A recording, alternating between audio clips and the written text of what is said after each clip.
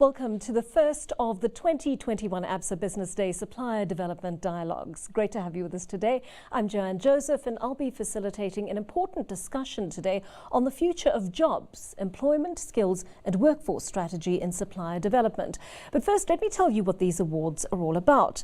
They recognise the companies that do great work to build thriving, inclusive and transformative supply chains. They're also meant to encourage supplier development, foster a skills transfer throughout the industry, promote collaboration among industry players and to provide an annual benchmark of good practice in the sector. So while recognition is very important, these awards are also an opportunity for mutual learning, collaboration and the sharing of ideas to enhance operations in the sector. Now, if you're keen to join the growing network of companies that are contributing to a sustainable economy through supplier development, just go to www.sdawards.co.za where you can learn more. www.sdawards.co.za. So here's why we're exploring this topic today. We're all too aware of the quadruple threat of low economic growth, critically high youth unemployment, the effects of COVID-19 and a workforce that's largely unprepared for the fourth industrial revolution. But how do these multiple challenges influence supplier development choices? Whose responsibility is it to fix? And what role can corporate, government and education and small suppliers play? Well, let's tackle these issues and more with our panel. With me in studio is Vusifele, Group Chief Procurement Officer at ABSA Group. And of course, joining me remotely is an even bigger panel, the Director of Skills Development at the Western Cape Department of Economic Development and Tourism, Rahima Lochdi. You see her in the bottom right-hand corner there. Dean and Director of Henley Business School, John Foster Pedley, to your left. He's with us to share his insights, as is CEO and co-founder of the African Management Institute, Rebecca Harrison, in the top left-hand corner, and co-founder of Cook, Matapele Monso. Welcome to all of you. Really great to have you with us today. So Vusi, seeing that you're sitting right next to me, let me kick it off with you. I'm going to ask you to really set the scene for us. Where do we find ourselves in the sector in South Africa post-COVID? Well, Joanne, good morning, SD or supplier development citizens and practitioners and the whole of corporates who are invested in making a difference in society. I think first and foremost, we need to think about if we think about where we are, let's think about social cohesion and social instability if we do nothing. I think if you look at what COVID has done since a year ago, especially for us in South Africa, whereby our lives were disrupted, literally so, right? But before that, we were speaking about disruptive technologies and disruptive innovation. So I think if we look back where we find ourselves, lives and livelihoods has been disrupted. It's a fact. People's economies has been disrupted and negatively so and impacted. That's a fact.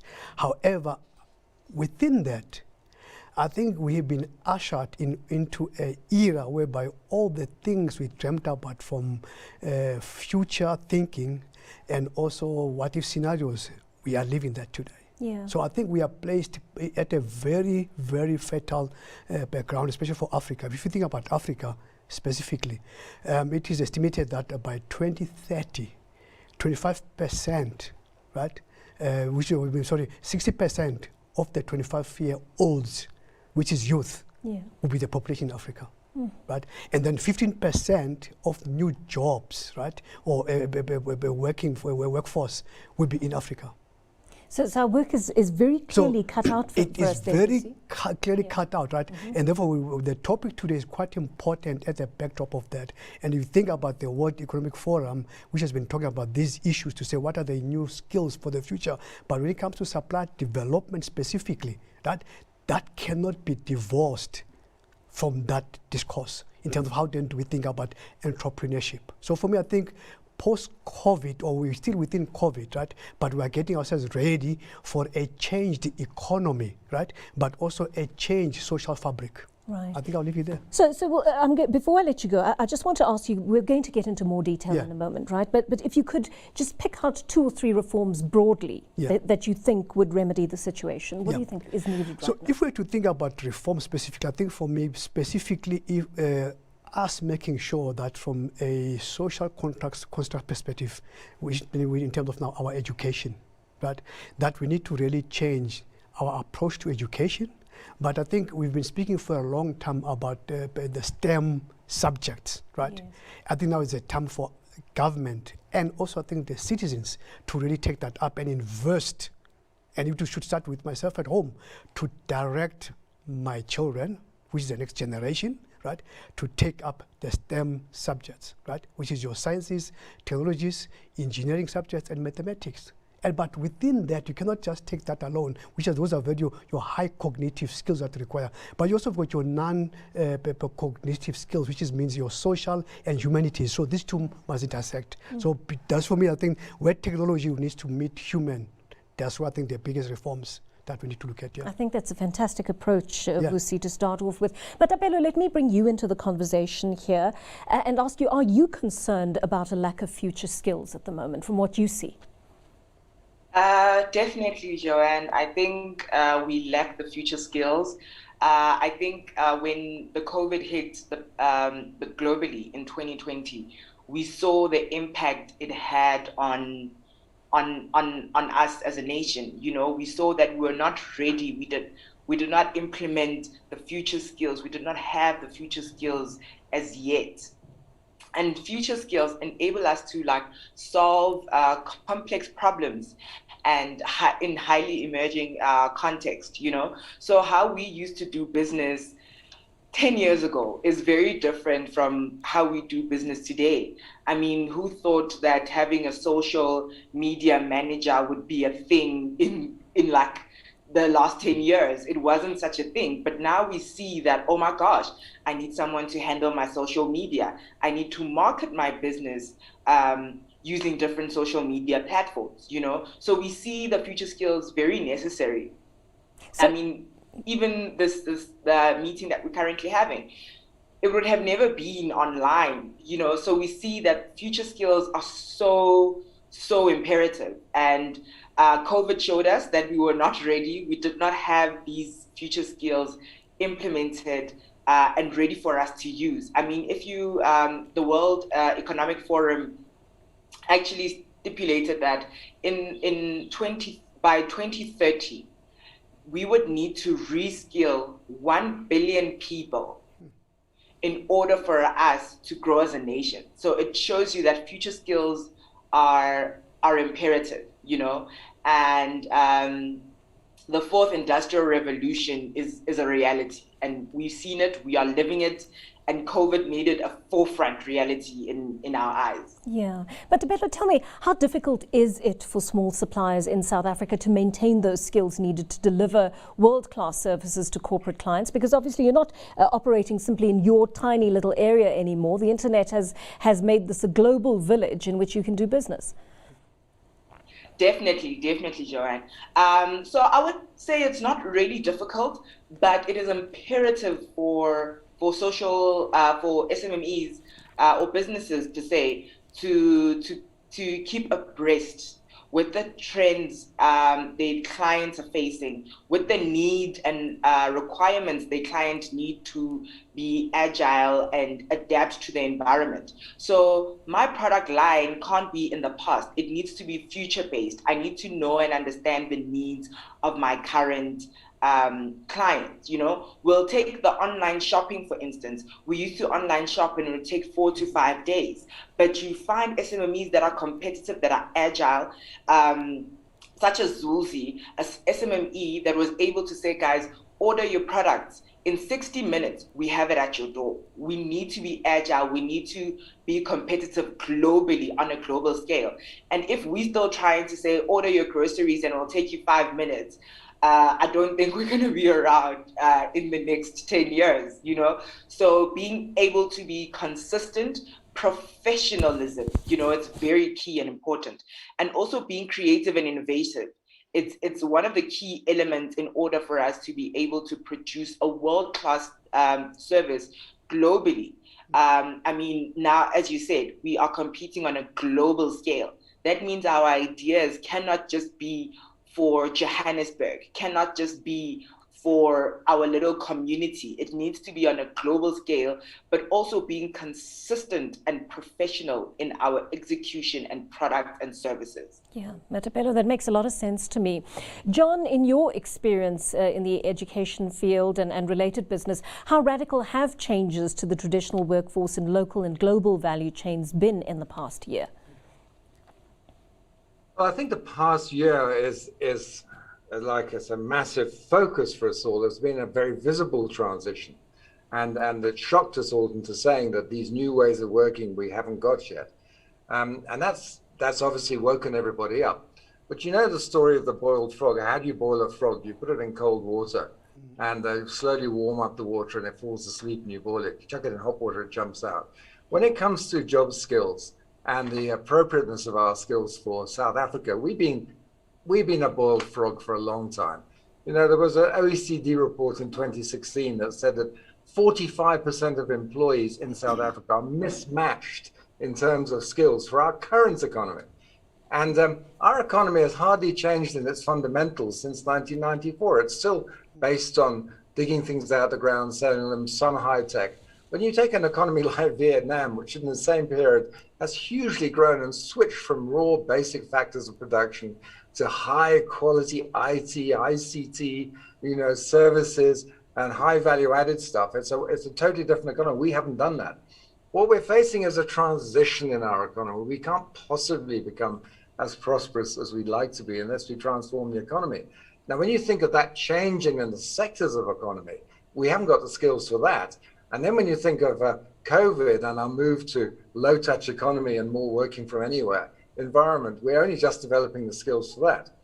And then on top of that, we've got the worst Gini coefficient in the world, which means that we've got a lot of people trapped in who are not getting opportunity.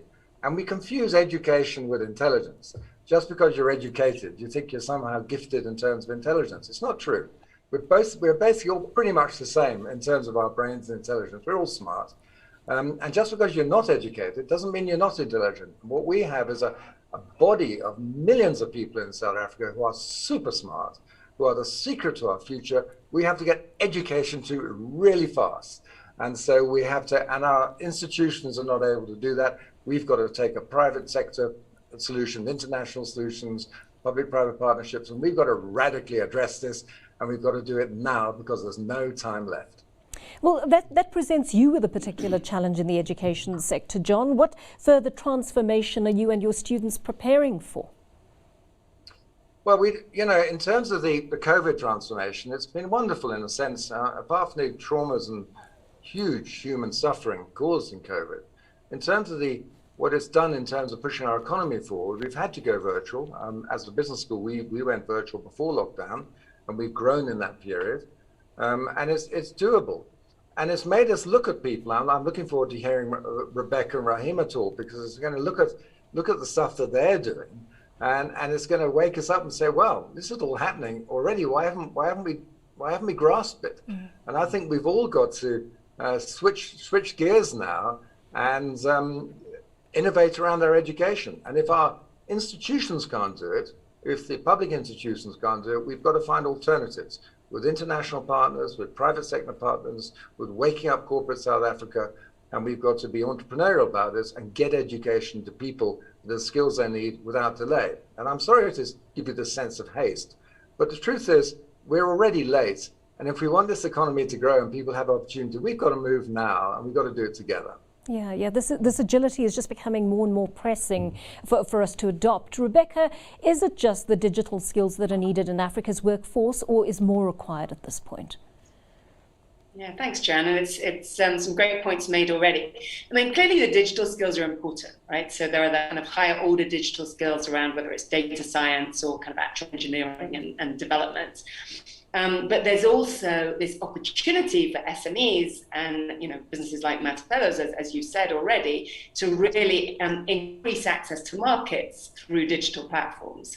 So digital skills are becoming critical, not just for, highly skilled graduates, but for anyone in business now. And that's, I think you're absolutely right, John, that I see that as an opportunity. It's really exciting. COVID has accelerated digital adoption. So, digital clearly is important. But, underlying your question, Joanne, is it just digital? And clearly, absolutely not.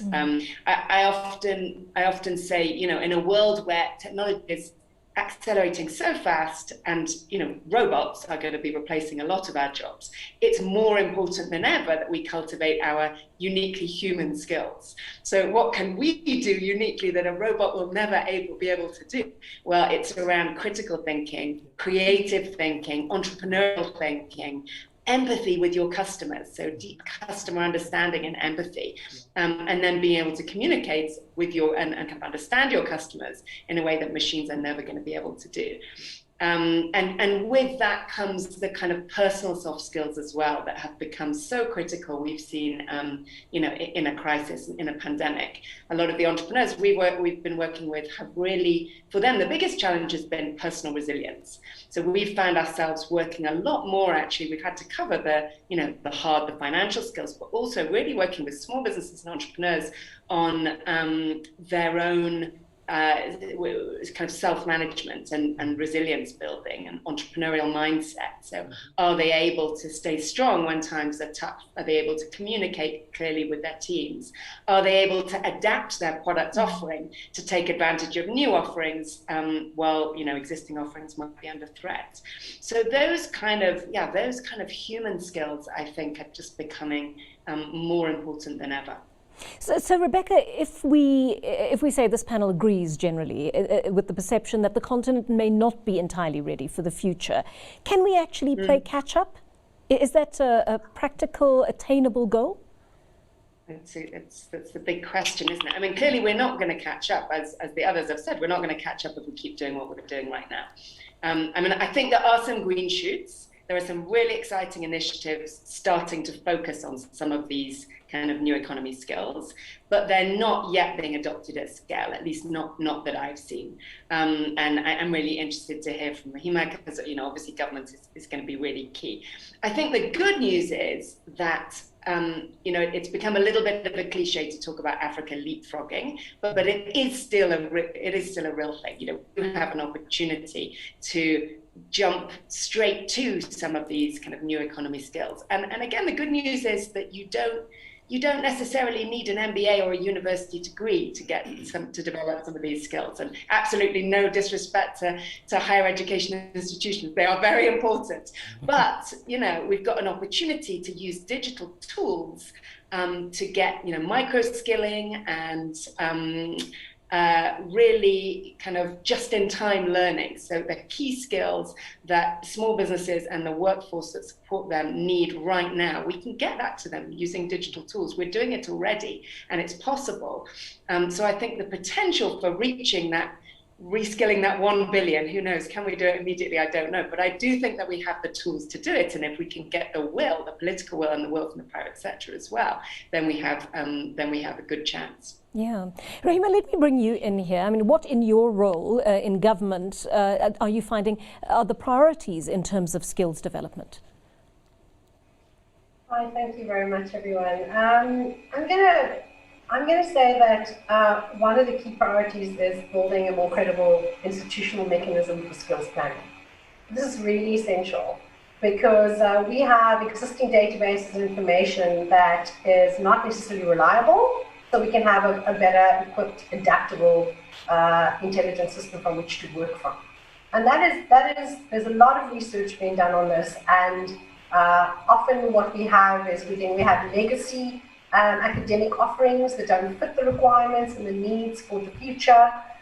This takes a very long time to change that system, but the more data we have and the more responsive the data is, the better it would be for us to be able to motivate, restructure our particular plans. And C19 was such an important lesson and wake-up call to show that it can be done. Our seaters, our 21 seaters, actually managed to redirect money, so did many governments, to support what is required in such a challenging time and actually manage to meet the incredible needs in a short space of time and restructure the next 5 years based on it. So I think often when we think we're not resilient or not capable, we get tested as an entire ecosystem in skills. Government is only an element. It's meant to be an enabler. It's meant to be able to provide the necessary support to be able to do what it needs to do, but it's also a doer, and I will get into that later. So the challenge is that the state is creating highly qualified individuals, but at the same time we need to create low-wage jobs and entry-level jobs. And those skill sets are not skill sets necessarily demand an academic background, as was said earlier. It also demands a particular individual, particular capabilities on a personal level, on a thinking level, on a flexibility level. And that is where school systems need to start adapting to what is required. We don't have a large workforce that is going to be able to be absorbed by our higher growing kind of skilled jobs. Our national growth strategies are generally clear about the types of jobs that we actually need to be created, but it's less clear about the skills needed to fill those positions. And that itself is a problem. We need to get granular on specifically what is required to fill those vacancies. And then obviously understanding the educational transitions is vital. We have to look at the skill shortages and how we're actually lacking meeting this in the long term, not just on the very short term. So planning to know that things are flexible, but you need to be able to have young people being adaptable. So that is continuous lifelong learning for every single person. We can do this online. We need to make sure current work set skills don't become redundant in the workplace. So I think retaining jobs is just as important as it is to growing jobs. And then I do think that our on-the-job training, informal learning is so important for us.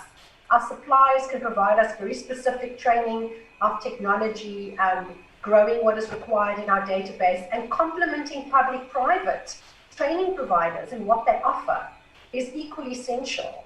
And I know there is a big challenge for our suppliers in the training space where a lot of funds are given to many public TVs. But the challenge here is that the private technology companies often have the better equipment, often have a closer ear to what's required by industry, and are trusted by industry. I'm going to end a little bit on this by saying that firms, want to fill their vacancies, and they find it very difficult to get the unemployed people to fill this on a mass scale. So we as a department have worked very well with industry bodies in developing skills demand to support the tradable sectors. So we really listen to our businesses, our business forums, engage with them constantly and work on funding mechanisms for them. And we have worked very well with academia, both TVETs and tertiary, in providing particularly ICT BPO, revised academic curricula, and we've shown a high take-up rate, absorption rate of at least 100% in most of our courses, which says a lot. We have over 70% job rate for anything we have funded and placed, which shows we're getting closer and closer to that requirement. And also our e-learning platforms for SMMEs, we also have incentives and networking systems like our Jump platform, which allows the entrepreneur to be in an ecosystem, to be more agile. Right. And I think the last thing I wanted to end up with in this section was just the assumptions. There's so many assumptions about your academics. And I do want to say that for us, we have found out that we actually mythbusters in this. We have worked with tertiary education to develop financial and business analyst course. And actually our social scientists far outweighed and became, speed to competence than our actual commerce students, because what was required was more the aspects around empathy, listening, teamwork. And they seem to have got that tertiary and soft skills merged quite well. So that's very interesting indeed, Rahima. Thank you for those examples as well of how you've engaged in these public-private partnerships so that everybody is actually working together. And it seems certainly to be far more successful than people working individually and trying to accomplish things in their little corners. Vusi, I want to bring you back in here because we know now, especially after having listened to our experts, that the future of jobs is going to be about more than just reskilling workers. Tell me a little bit more from the corporate side about what role you feel companies should be playing in ensuring and supporting equitable growth here. Well, Joanne, thank you so much. I think our panel members, our core panel members have hit it on the button. That one, jobs can always be created. But I think what we need to emphasize more, as I spoke earlier, regarding the Africa's demographic dividend, right, whereby we've got youth coming up, a large population that is young, and we find in our education system and institutions of higher learning is youth that are coming in, that are being taught today. How then do we create from that platform, from a corporate perspective, start defining clearly the skill sets, not the jobs? I think the focus for South Africa should be, and also especially in reference to entrepreneurship, is how then do we focus our attention to not just talk about skills development, but have to design programs at the workplace that will attract the young population in terms of the skills that we come into a public, private sector initiative with universities and educators. What type of skills? I mean, if you think of, as I said Smeta earlier, we invest a lot of money, even us as a bank, right, in those skills, right, in those skill sets, right? And now we need to see the throughput. Then how then do we, instead of designing jobs, we design the skills we want and then jobs to follow? That's one. I think that's where corporate should come in. But then when it comes to supplier, the supplier community, we need to think about the whole value chain. Because if today we're going to be thinking about jobs, there's not enough to be absorbed in the market. COVID has proved that for us, whereby big corporates have shed a lot of jobs, right? And therefore we've got today entrepreneurs coming up from a place of necessity. So for me, as I said, if I look at this whole triangle, corporate, they've got entrepreneurs. Yeah. Then you've got the education system. Then I think we, as corporate, we need to balance that triangle perfectly. And then if you think about what was said earlier, about the future skills that are required today, even for me, these are not just future skills. How then do we pivot what we have? Africa is gifted, in South Africa especially, in terms of Ubuntu skills, which is your social skills, deeper connecting with humans, teams management, right? And if you think about that, even here it's about project management, which is people skills. The rest is there. I mean, software engineering skill, which is as an entry point of education. But how then do you deploy the engineers to address social cohesion from that point? Yeah. So I think that's where corporate then should focus ourselves into those programs that build societies, but then trigger entrepreneurs. Because why? We need services. We need people who can deliver on our services. Yes. We need people who can solve our problems so that we can focus on delivering the profits and creating value for the stakeholders that we as corporates are charged to manage. So I think for me, that's where the balance should come in, right? Complex thinking, Yes. critical skills, thinking, solving problems, because intuitiveness, if I can look at the DNA of an entrepreneur and even then a future employee that comes on board, if you want to go the employment route, you cannot not have critical thinking capability. You can, even as an entrepreneur, because you need to think now, here's a problem for ABSA, how do I solve for ABSA? That needs me, and then what do I need to have there? I need to be able to execute. That's a skill. Execution is a skill, right? So how then do we use our corporates to as learning centers for people to really show up their talents and then release them to be entrepreneurs that can service our needs in the future? And then with critical thinking also, you design products and services of the future so that you can create that circular economy throughout from a demand perspective. Yeah, it requires a real shift. I mean, I'm interested to hear from Matapelo, as a small supplier, Matapelo, what skills have been most critical to your success in the corporate supply chain? For us as a business, we really needed to be able to think forward. So we need to analyze our clients' needs, close the gap where there is a gap in order for us to provide the service or the product, and also being very professional. You find that a lot of clients, they have horror stories about non-delivery, non-service, even though they have paid for the service. And that for us has been like really a key element for us to always be professional always be consistent, be on time, communicate to the client as well. And also, like, one thing that's very key in starting any new project, it's a needs analysis for your client. Unlike just providing a product or a service and not understanding the needs of the client, you know. So for us as a business, that has been like really key and consistent, and it also helps us to maintain and keep the consistency and the relationship with the clients. But if you had to give a fellow entrepreneur some advice at this point, what else should small suppliers in Africa invest in to remain sustainable, to become globally competitive? I would say also your network. You need to always keep networking, talking to fellow entrepreneurs, talking to someone next to you that might also assist you and give you ideas that you didn't have, you know, in order for you to grow your business.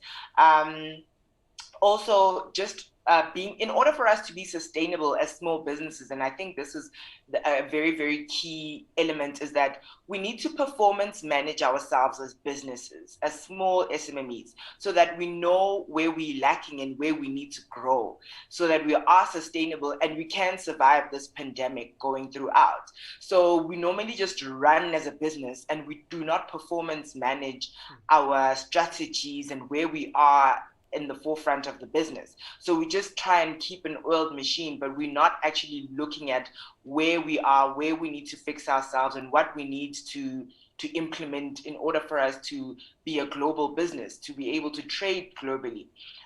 So I think that is very, very key for us to performance manage, be innovative and creative, and professional and consistency. I think that Joanne, Yeah, you want to add to that, Vusi? adding of what Matepolo said, right? When she spoke about analyzing and understanding your customers' needs. Yeah. I think from a supply-driven perspective and the programs that we design and support, yes, we should develop the technical capabilities of our entrepreneurs and suppliers that we sponsor from a supply-driven perspective. Yeah. However, the most critical thing for me is that supplier or service provider understanding what my today's problems are and what my future customers look like. When they provide that service, it's for today, but with the mindset of tomorrow. Right. So I cannot emphasize enough regarding the social skills that are required, which means from a communication point of view, how do entrepreneurs be able then to communicate their value offering when they come and make a pitch, right? If you could think about your advertising and media buying and creative agencies, they will come and smother you with and dazzle you as an entity who want to buy the services to technology. But for me, it goes back to say, how then do you articulate, right, the need and the value offering? And then using digital tools. We talk about now we are in the 4IR industry, industrial timeline, whereby we connect in all things technology, from your IoT, from your augmented realities, etc. So if you combine this, it's just about delivering a product that stems from a human being.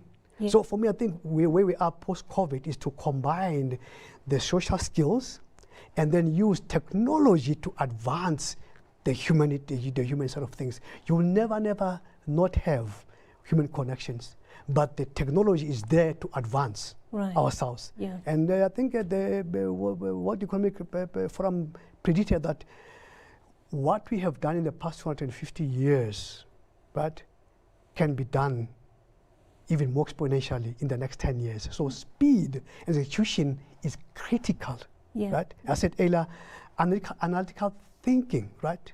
That goes with that. Communication.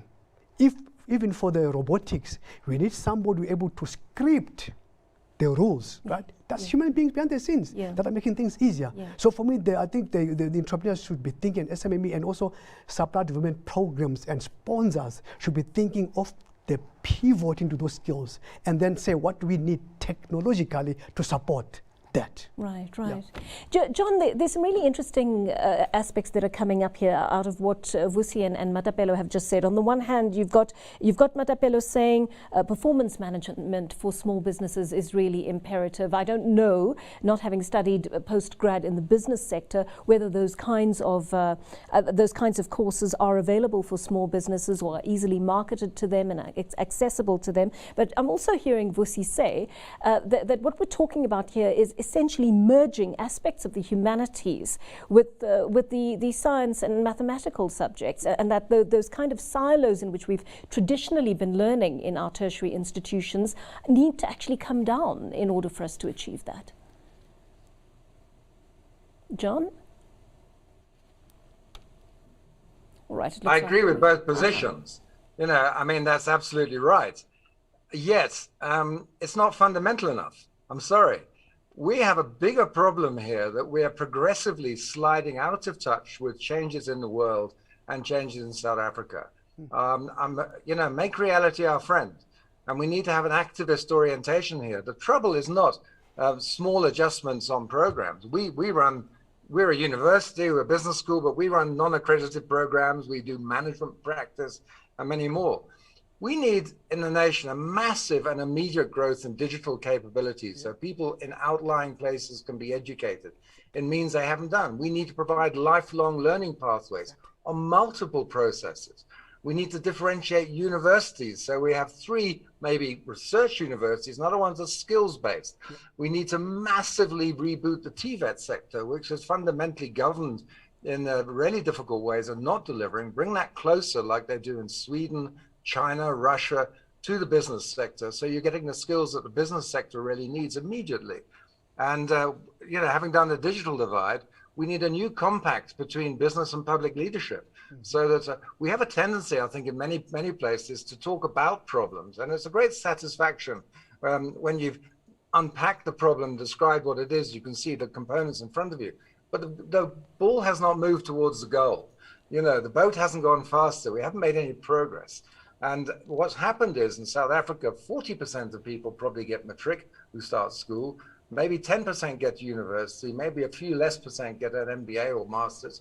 In the UK, for example, where I used to come from 30 years ago, the target for undergrad is 50%. We have a massive number of people in the workforce who need to be recovered into learning. And they're the ones who are going to be productive. We need to bypass national institutions that are not able to move fast enough, because in a sense, it's a national urgency. If the universities can't progress fast enough, we have to have public-private sector partnerships or international distance partnerships to provide the skills to people who need them so that they can be productive, build businesses, and do what we need. So while it's interesting, all these other components of change we need to do, the challenge facing us is as critical as it was with Singapore, Vietnam, and other countries, the Koreans. We need to have a different approach to this and focus only on building massive skills to people quickly. And it's not just what skills, it's just getting education to people as a national priority, health and education. And if we get together on that, we've got a chance of building up the economy over the next 10 or 15 years. Nothing short of that will make the change happen. And so while I deeply appreciate these ideas, it's just not fundamental enough to take us to where we need to go. I think John's the crux of John's comment there is all about agility, Rahima, and I think for a governmental sector, you have advanced quite quickly in terms of what you've been able to achieve in your portfolio as well as your province.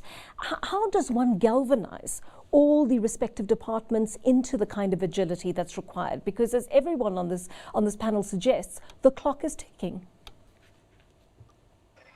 I think that's a tough one, and I do want to say that there are good ways that I particularly can say this province has done. I do agree with John, though, on the fact that we do need to work a lot more swiftly. We should have our policies and our funding to allow greater competition amongst the actors in the landscape themselves, the TVETs themselves, as well as the private sector. And I think if we allow greater competition and we allow our incentives to also drive what we want, and are very clear with what it is we need, which I hear John say, it also allows the applications and the people who receive money to be highly accountable for an agile environment. So I think there's more we can actually do. We can actually use our levers as government to be able to encourage, and our policies to actually talk about how we make those policies become more real. So the white paper of post-school education and training sets out a vision to look at the system of improving supply and demand working. And yet we know when we look at the annual reports, it doesn't show movement fast enough along that. I agree with John on that. I do think that the actors in the landscape kind of need to irritate that, interrogate what is set out, be part of those conversations, and with all that irritation, to also encourage SMMEs to apply for what is available. So before I get into certain points, I just want to say we as government often struggle with having SMEs take up incentives. We're sitting with a very different dilemma. So, so I think part of the stuff for us is just literally saying we're trying to make sure that we can actually get SMEs to be aware of certain incentives, take those incentives up, get them ready to be able to deliver on those incentives is also important. And obviously as funders, we are governed by certain PFMA principles, etc., which means that we also need organizations who adhere to good corporate governance so we can spend our money wisely. But on the sense of answering you directly, I think as a department, yes, we have an ecosystem where we look at things being more agile. One of the things we are doing is making sure that we have incentivized work placement with firms, organizations based on their demand. We as a department place mainly in labor absorbing and high growth sectors. ICT, BP, oil and gas, automotive and manufacturing as examples. This facilitates youth completing work experience. We have a very, very good success rate of people completing their workplace and actually getting their qualification. We work with TVETs to do this, private and public. We improve employability of technical and soft skills of those unemployed, particularly in the artisan sphere. And we've got challenges in the funding environment where people are not always getting everything on the value chain to be able to get young people out. So we as a department look for the gaps, funding, and we work hand in hand with all those role players. I do want to say we've worked with our sector body industries like the Western Cape Tooling Initiative and City in the ICT space, where we've co-funded models to improve employability, and we've raised over 50 million rand jointly and got all these learners through the system and continuously work with them to do so. DDAT has supported funding innovative SME development programs and also looking at ICT-enabled apps, etc., to be developed for the schooling and academic sectors.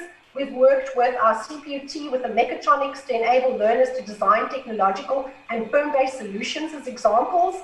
And then I want to end off just saying that I want to say that as a province, and particularly at DDAT, we've worked with our Western Cape seater clusters with over 21 seaters and the TVET College forums, where we have seen incremental change. So I think it's more about how do we make people aware and allow them to be part of change. We've created greater awareness, planning, alignment, and collaboration on even targets between us. We have encouraged work placement and ensured we have greater matches, leveraged money, and even measured the employability of youth between us. So I think there are some good best practices, and I would want people to really just engage and be part of these forums to be able to improve them. Yeah. So collaboration is obviously key. Rebecca, I want to end with you because I feel we need to end on a more heartening note today. We've certainly been pretty forensic about the problems that we have, but of course there must be examples elsewhere on the continent that make you feel a little bit more positive about some of the engagement and the future. Essentially. Presumably there are some lessons that South Africa in particular can learn from our neighbours instead of always just looking to Europe and the United States, for example, for answers. Are there good examples of success on the continent? Yeah, thank you for the opportunity to end on a positive note. I'll do my best. So I lived in South Africa for about 8 years, and then I'm British and I'm now living in Kenya. So I've got a bit of experience with a few different types of economies. And what always struck me, without wanting to make too sweeping a statement about South Africa, because there are many, many strengths, obviously, to your economy, but the fact that you have these great corporates can be a disadvantage for innovation sometimes. So in Kenya and Nigeria, for example, where the economy is not quite so dominated by these big, successful, world-class corporate as the South African economy is. There's just an imperative to innovation. John, I can't remember who was referred to necessity entrepreneurship. There's, of course, your very basic necessity entrepreneurship, but also in very many African countries, if you're young and smart and you have ideas and you're talented, being an entrepreneur is a pretty good option, just given that there aren't as many kind of good alternatives. So that has generated this real, entrepreneurial energy and talent. And obviously that's not everywhere. Africa's a really big place. Countries are very different. And there are some pockets of entrepreneurial energy that are much stronger than others. But broadly, I think that energy and that talent around entrepreneurship is pretty striking, and maybe something that South Africa can learn from. Again, not saying that there isn't entrepreneurial energy and talent in South Africa. Of course there is, but it is pretty striking in the rest of the continent. What we've seen as well that's encouraging. I mean, clearly COVID has been devastating for MSMEs the world over, and it is tough to be an entrepreneur right now. I'm an entrepreneur. I know it's tough. But we are seeing some hope. So a year ago, when we surveyed entrepreneurs in our network, with about 11,000 small businesses in our network, 87% said that they were worried about surviving the next 6-12 months. Now, when we went back and said 100% of businesses who've been through our structured business program have survived. Some of them have had to kind of, pretty much pause operations. Some of them have had furloughs and had to make layoffs, of course, but they're hanging on and they're now starting to build back. 75% of those who did a lighter bootcamp survival program, which we ran free for 2,000 businesses, including some in South Africa, in fact, with Business Day on that. 75% of those we know have survived. So a slightly lower number, but still significantly better than what we thought we might see. And we're seeing that those that are surviving are exercising their skills in empathy and customer understanding and creativity and critical thinking, those skills I talked about earlier, and identifying new opportunities. So from the most basic example, where we worked with a Ghanaian female entrepreneur who had a cosmetics business, pivoted to more kind of sanitary products and kind of health related products, so sanitizers and kind of hand wipes, that kind of thing, during the pandemic. More broadly, though, when we really talk about innovation, I think the most exciting thing through COVID has seen this acceleration of digital adoption across the continent. So, and what's been exciting there, that it's in business. So we see SMEs are able to access new market opportunities through digital platforms. So seeing huge growth across Africa in fintech. You may have read the news recently about the latest African unicorn, Wave. He's been doing incredible work on payments. Nigeria has been a real center for that. We've seen the kind of the delivery platforms really take off. So we did some work with Uber, in fact, skip some of their driver partners. In the rest of Africa, you also get, in East Africa, we call it Boda Boda, so they're motorcycle drivers who do both logistics, so they'll do delivery, they'll do transport, creating livelihoods and opportunities for huge numbers of youth. Now, I'm not saying it's rosy and it's all easy. I mean, it's still been tough. But we are seeing just this rate of digital adoption is incredibly exciting. And that translates to the education and the skills space as well. So we, for example, were able to reach 2,000 SMEs last year, which is about 4 times what we had done the previous year, just because we're forced to put all of our programs purely online. And the adoption and engagement when young people and businesses are forced to learn online as opposed to having the choice, we've seen was really, just the uptake was huge. So I think on balance, I'm an optimist. I think there's huge opportunity. There's great opportunity and there's great talent. And our job in this sector is to help those two meet. I think if we can do that, then there's a lot of hope ahead. Rebecca, thank you so much for that. And that's a great note on which to end our conversation today. So that's where we wrap it up. Thank you so much for joining us for this discussion, especially to our panel members for their unique insights into this. They certainly give us a picture of what lies ahead for us in terms of all the work that needs to be done. Now, if you'd like to revisit this recording, watch it on YouTube and on Business Day TV. Also, don't forget the entries for 2021 have opened and companies can go to www.sdawards.co.za to enter. Let me get that to you again, www.sdawards.co.za to enter. Many thanks to ABSA for partnering with Business Day Dialogues to make this possible. Thank you and take care. From me, Joanne Joseph, it's goodbye.